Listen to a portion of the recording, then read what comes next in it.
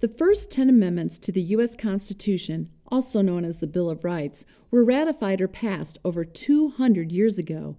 But even though they're a bit, old, these first 10 amendments are still the most debated and discussed section of our Constitution today. So can you remember what they are? Let's take a look. The First Amendment is the freedom of speech, press, religion, assembly, and petition. This may be the most revered of the amendments.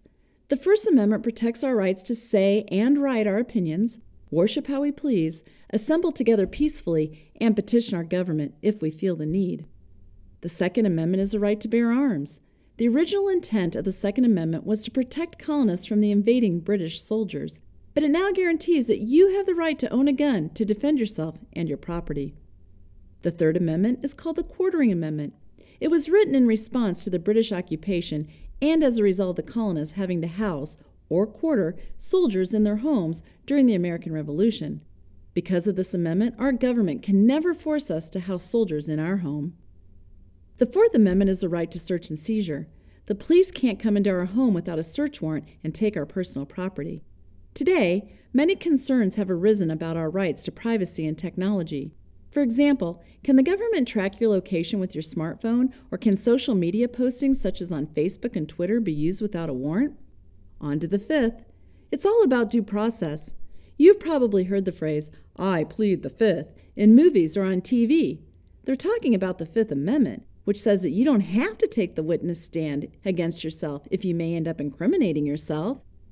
Okay, we're halfway done. The Sixth and Seventh Amendments are about how the legal system works. If you're accused of a crime, you have the right to a speedy public trial and an impartial jury. You also have the right to a lawyer and the right to take the stand if you choose. This is important because it will prevent the accused from sitting in prison forever and insists that the prosecution proceed with undue delay.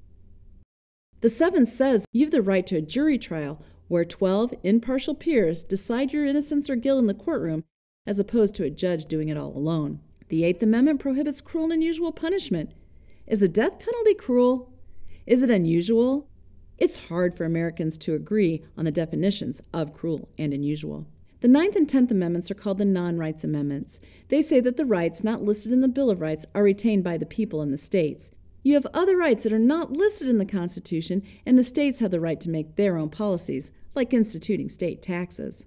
So, now you know all 10 amendments. Can you remember them all? If not, remember this.